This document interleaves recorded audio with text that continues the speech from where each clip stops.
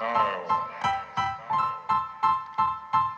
Style is the answer to everything.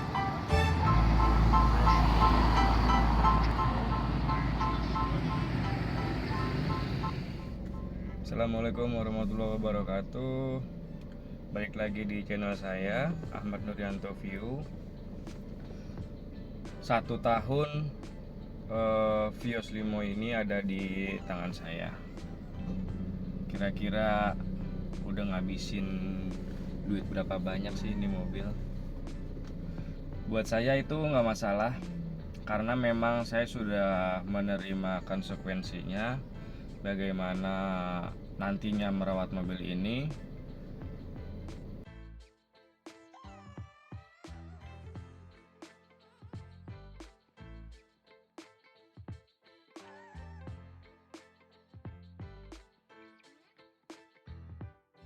Jadi dengan biaya 70 juta untuk mendapatkan sedan, itu saya rasa mustahil kalau mobil itu sempurna. Karena ini mobil bekas, apalagi bekas taksi. Jadi saya sudah memperkirakan apa saja yang akan saya ganti setelah saya memelihara mobil ini. Jadi setelah 1 tahun, kira-kira banyak kendala nggak sih bawa mobil ini? Apakah mogok di jalan, overheat, dan segala macam yang orang lain anggap mobil ini tuh sangat merepotkan nantinya. Bahkan ada yang malu membawa mobil ini karena image ex taksi atau bekas taksi. Bagi saya mobil ex taksi itu nggak masalah, karena memang ya saya mampunya membeli mobil ini. Jadi saya bangga bisa membeli mobil dengan sesuai dengan kemampuan saya. Jadi saya memiliki mobil sesuai dengan budget saya, kemampuan saya finansial. Yang terpenting adalah mobil ini nyaman dikendarai, bisa membawa keluarga saya dengan nyaman kemana-mana, dan juga tampilannya lumayan keren. Jadi kan nggak semuanya orang tuh beranggapan mobil ini tuh bekas taksi, karena dia anggaplah orang awam tidak tahu ini mobil bekas taksi atau apa. Jadi kan mobil ini kan bisa dilihat, wah sedan keren gitu kan. Tapi bukan itu maksud saya. Saya tidak ingin mendapat privilege dari situ, bukan. Saya juga tidak menganggap mobil ini sebagai privilege saya, tapi hanya sebagai kebutuhan di keluarga saya, yaitu memiliki kendaraan kemana-mana, tidak kepanasan dan tidak kehujanan. Ya sudah, saya punya uang 70 juta, saya belikan mobil ini. Kemudian begitu mobil ini keluar dari pool, yang saya pikirkan pertama kali itu adalah faktor kenyamanan. Kira-kira apa saja sih yang harus saya keluarkan biaya untuk segi kenyamanan di mobil ini. Pertama kali itu saya ganti velg dan ban, karena bawaan mobil ini kan ring 14 dan juga velg kaleng. Jadi saya rasa kurang ideal lah untuk mobil ini, walaupun memang taksi menggunakannya. Tapi bagi saya pribadi ring 14 dan velg kaleng itu kurang. Kemudian saya ganti ring 15. Saya menghabiskan dana 2,7 juta untuk velg dan ban bekasnya. Itu pertama kali saya mengeluarkan uang untuk mobil ini, untuk perbaikan atau segi kenyamanan. Yang kedua, saya langsung pasang alarm, karena mobil ini bawaannya itu tidak ada alarm. Jadi saya langsung pasang alarm sekaligus biar lebih mudah lah untuk membuka mobil ini. Jadi kalau nggak harus pakai kunci. Kalau pakai alarm tinggal kita pencet sudah kebuka, tapi kalau tidak ada alarmnya kan harus pakai kunci. Itu kan lumayan merepotkan ya.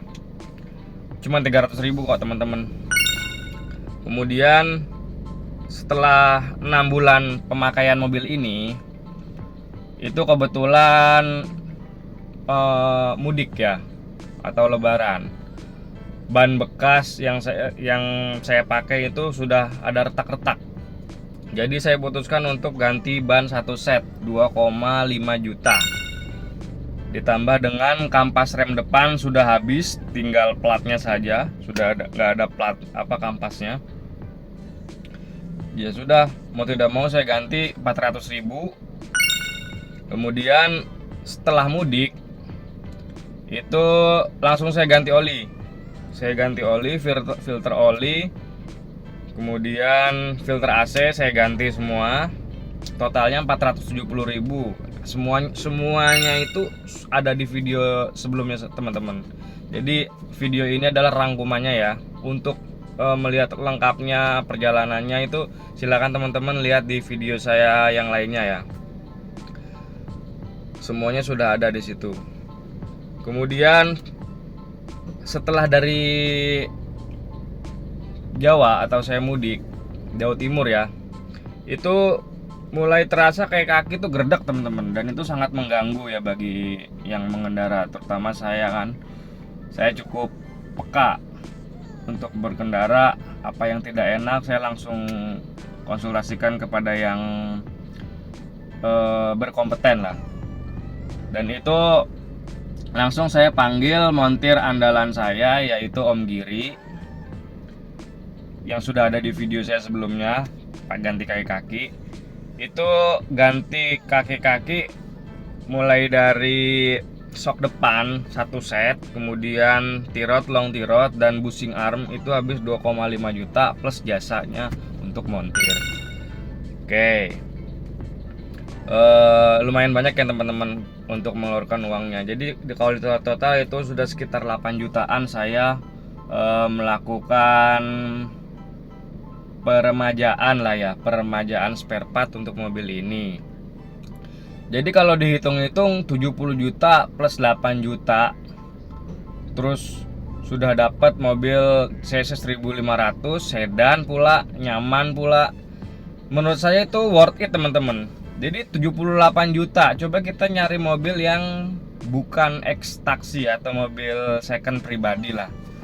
Paling dapat sekelas LCGC teman-teman, atau mobil-mobil tua, ya kan? Menurut saya pribadi, ini pemikiran saya pribadi ya teman-teman. Saya tidak minta diperdebatkan atau apa. Ini menurut pemikiran saya pribadi, pendapat saya pribadi. Dengan uang 78 juta, nggak masalah dapat mobil ini.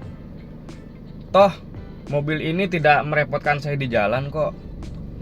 Oh iya, perjalanan saya selama mudik lebaran kemarin itu saya 30 jam teman-teman. 30 jam berangkat dari Tangerang ke Jawa Timur, Bojonegoro, itu 30 jam. Dan mobil ini selama macet nggak saya matiin, karena saya kasihan dengan anak saya, takut AC mati nanti rewel.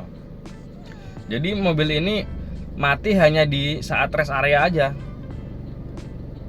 Dan satu lagi, mobil ini masih pakai air radiator, air biasa, masih pakai air pump teman-teman, belum saya ganti. Karena memang ya itu, saya pelan-pelan melakukan penggantian atau perubahan dari mobil ini tuh saya pelan-pelan teman-teman, sedikit-sedikit lah. Saya punya uang segini saya ganti ini, saya punya uang segini saya ganti ini. Saya rasa untuk sampai saat ini penggunaan air radiator masih aman kok. Terbukti saya udah sampai Jawa Timur pakai air biasa, air radiator masih aman. Kenapa saya nggak langsung ganti coolant? Karena kalau cuma ganti coolant aja murah teman-teman, murah. Tinggal dikuras, dibuang itu air pumpnya, diganti dengan air coolant, itu mudah dan murah. Tapi saya rasa kalau begitu saja diganti nanti akan ada yang mampet, karena kan beda secara kimiawi ya. Takutnya yang lumut-lumut yang udah ada di bekas air pump itu setelah dipakaikan air coolant itu takutnya pada rontok dan malah menutupi dinding-dinding radiatornya itu teman-teman. Jadi nantilah saya akan ada waktunya lah saya akan kuras atau dirojok gitu ya, di radiatornya itu akan saya lakukan lah nantinya pasti. Tapi nggak sekarang. Untuk saat ini masih aman. Saya akan alokasikan dana saya atau tabungan saya ke yang lainnya. Jadi setelah penggantian itu semua masih ada PR menurut saya atau angan-angan saya yang akan saya ganti. Itu pertama, mobil ini karena kemarin di video saya sebelumnya itu kan saya melakukan tune up ya teman-teman. Tune up itu meliputi cek throttle body, pembersihan throttle body, kemudian ganti oli transmisi ya teman-teman. Ada kok di videonya sebelumnya kemarin. Kemudian saya coba lakukan purging atau injektor cleaning itu. Kemudian awalnya memang mobil ini berbet sebelum saya bawa ke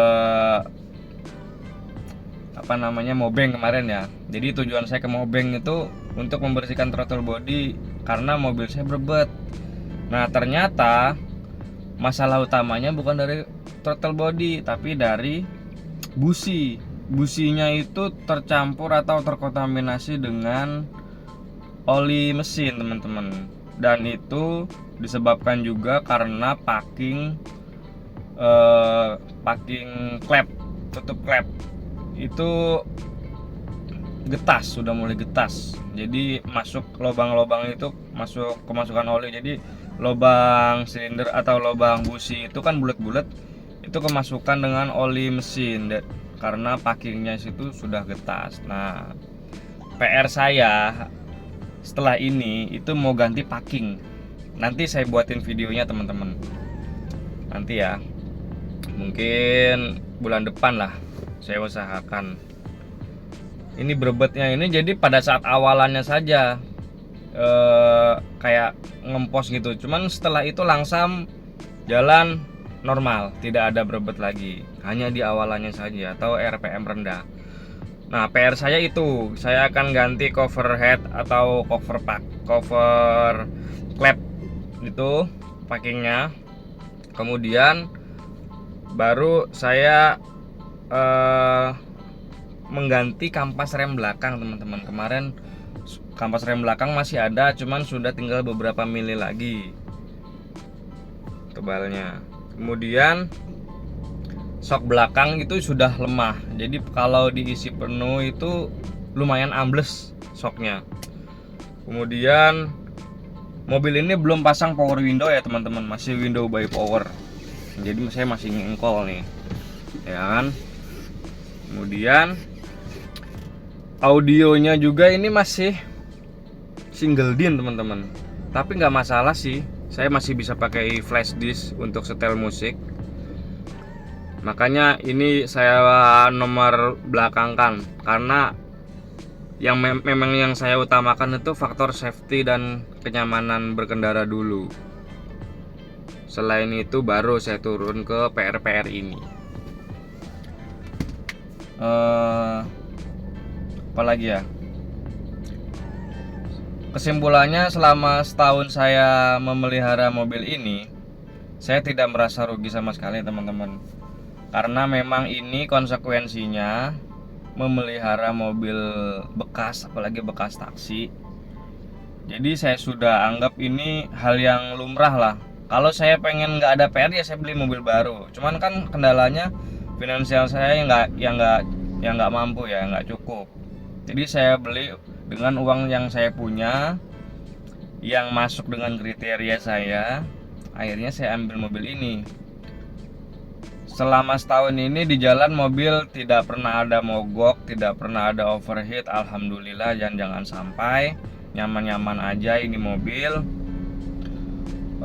Orang tua saya juga merasa nyaman lah karena lega kabinnya ini. Mungkin komplainnya karena cuma ada 2 baris ya, tidak bisa ngajak saudara yang lain. Tapi untuk orang tua saya masih bisa saya bawa, alhamdulillah. Kemudian apalagi ya, oh iya teman-teman, kalau misalkan teman-teman ingin memiliki mobil ini, memang harus seperti yang sudah saya sampaikan tadi, harus sediakan budget lebih lah. Jadi cuman punya uang 70 juta tok, itu ya siap-siap nanti akan ada aja yang harus diganti, seperti itu. Ya memang mungkin nggak semuanya akan langsung ganti semua ya teman-teman. Sebenarnya bertahap lah. Yang penting kita lebih teliti dalam memilih unit di pool. Kemudian kalau bisa, kalau mau ke pool itu bawa montir sendiri, ya kan, yang paham dengan mesin, seperti itu. Oke teman-teman, mungkin segitu aja ya sharing dari saya. Semoga bermanfaat bagi teman-teman, terutama bagi teman-teman yang ingin memiliki mobil ekstaksi seperti saya. Bagi yang tidak minat dengan ekstaksi, ya tidak apa-apa, saya juga tidak memaksa. Ini hanya sharing saya aja. Jadi saya nggak ingin mengajak debat orang atau apa. Ini hanya sharing saya bagi teman-teman yang ingin mendapatkan informasi dari yang sudah memelihara mobil ekstaksi itu gimana sih, kira-kira merepotkan apa enggak. Jadi kesimpulannya nggak merepotkan teman-teman. Yang penting kita mantepkan dulu hati kita kalau mau melihara mobil ini, ya itu konsekuensinya. Saya nggak menganggap itu sebagai nilai negatif ya, karena memang sudah saya sudah memaklumi lah mobil ini seperti itu, realistis lah. Kalau saya orangnya realistis teman-teman, jadi nggak berharap banyak. Yang penting mobil ini nyaman dikendarai, tidak ada mogok atau apa, udah seperti itu teman-teman. Mungkin itu aja teman-teman yang bisa saya sampaikan. Bagi yang ingin menonton secara lengkap atau secara terperinci apa yang tadi saya sudah jelaskan, silakan nonton di video saya. Silakan nonton di video saya itu mulai dari awal sampai sekarang ini. Apapun yang saya lakukan pada mobil ini ada teman-teman. Silakan tonton, dan saya minta bantuannya untuk bantu subscribe dan like YouTube channel saya jika memang bermanfaat bagi teman-teman, supaya saya lebih semangat lagi membuat video. Oke teman-teman, akhir kata assalamualaikum warahmatullahi wabarakatuh.